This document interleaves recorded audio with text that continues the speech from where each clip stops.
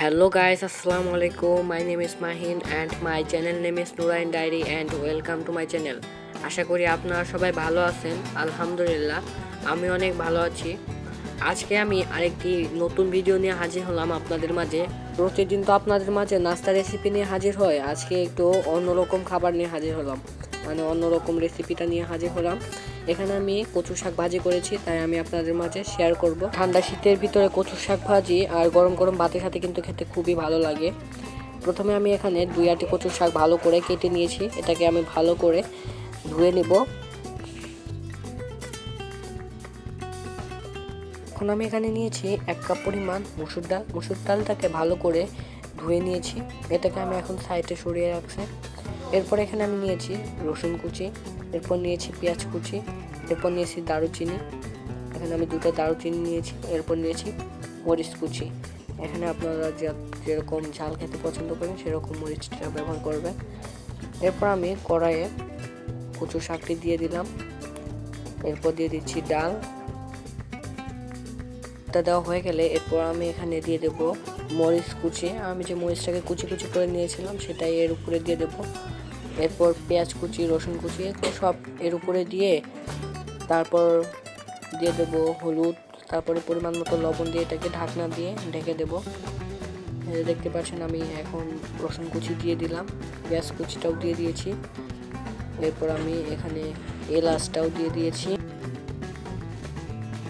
এরপর আমি এখানে দিয়ে দেব 1 চা চামচ পরিমাণ হলুদের গুঁড়ো। এখানে এখন বেশি দেখা যাচ্ছে, যখন আমরা চুলা আঁচটা বাড়িয়ে দেবো যখন রান্না করে নেব তখন একদম কম হয়ে যাবে। এরপর আমি এখানে দিয়ে দিলাম পরিমাণ মতো লবণ, এখানে আমি 2 চা চামচ লবণ দিয়েছি। এরপর আমি ঢাকনা দিয়ে এটাকে ঢেকে রেখে দেবো। এরপর যে আমি চুলার আঁচটা হাই করে রেখে দেবো, চুলার আঁচটা, তাহলে সিদ্ধ হতে বেশি সময় লাগবে না। আমি একটু ঢাকনাটা তুলে ফেলছি, দেখতে পাচ্ছেন একদম কমে গেছে। এটাকে একটু নেড়ে চেড়ে দিতে হবে, উল্টে পাল্টে ভালো করে নেড়ে চেড়ে দিব এটাকে। এরকম নিত্য নতুন ভিডিও পেতে আমাদের চ্যানেলটাকে সাবস্ক্রাইব করে রাখুন এবং পাশে থাকা বেল বাটনটি চেপে দিন, যাতে আমি ভিডিও ছাড়ার সাথে সাথে আপনাদের কাছে নোটিফিকেশন চলে যায় এবং সে সাথে আপনারা আমার নিত্য নতুন রেসিপিটা দেখতে পান।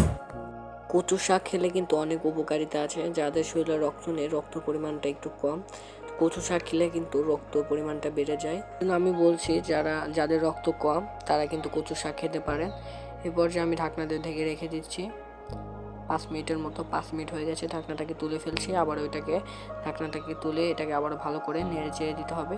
কচু শাকের কিন্তু অনেক উপকারিতা আছে।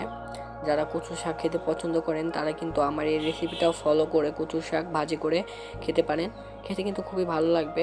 যারা কচু শাক খাননি তারা এই রেসিপিটা ফলো করতে পারেন।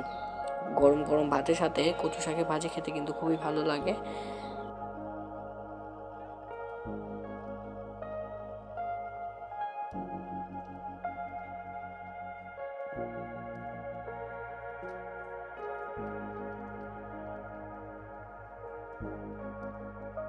কচু শাকটি ভেজে নেওয়া হয়ে গেছে, এটাকে অনবরত নাড়তে থাকতে হবে। দেখতে পাচ্ছেন আঠালো আঠালো টাইপের হয়ে এসেছে। এখন আমি এটাকে নামিয়ে ফেলবো।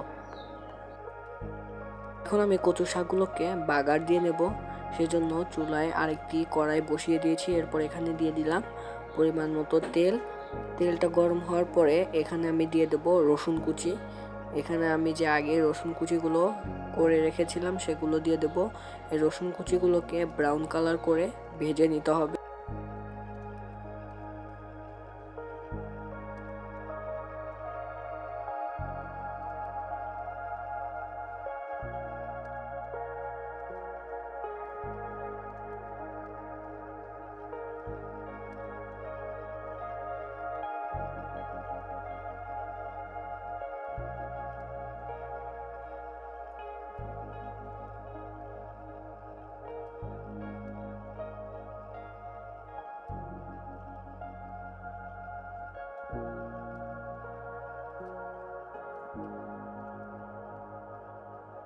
কুচিগুলোকে প্রায় ব্রাউন কালার করে ভেজে নেওয়ার পর আমি এখানে দিয়ে দেব জিরা আর কালো জিরা।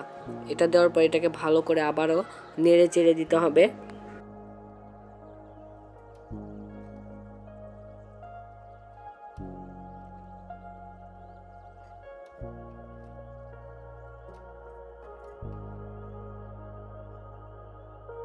আমি এখানে দিয়ে দেবো কচু ভাজিগুলো, যেগুলোকে আমি আগেই ভেজে নিয়েছিলাম, সেগুলো এই কড়াইয়ের ভিতর দিয়ে দিচ্ছি।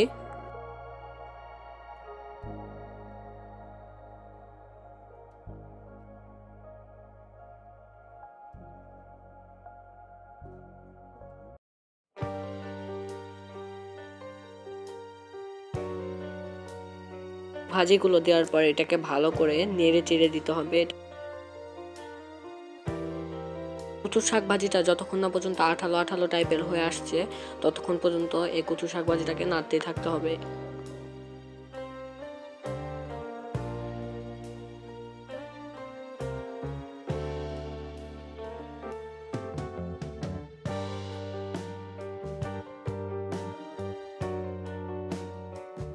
কচু শাক ভাজিটা প্রায় হয়ে এসেছে, দেখতে পাচ্ছেন আঠালো আঠালো টাইপের হয়ে এসেছে।